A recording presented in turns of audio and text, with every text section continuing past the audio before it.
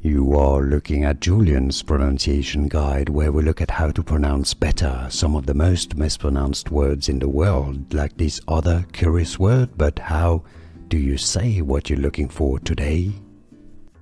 Let's learn how to pronounce the name of this plant, or the name of this type of oil. This is a plant known for producing seeds that we use to make oil. Canola is called in some countries.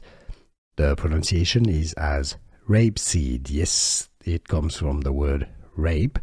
Here, that comes from Latin rapum or rapum, or rapum, which is this type of plant. The Latin scientific name for it is rapum, rape in English, rapeseed. So the seed from the rapum or the rapum or the rapeseed is how you pronounce it, and now you know.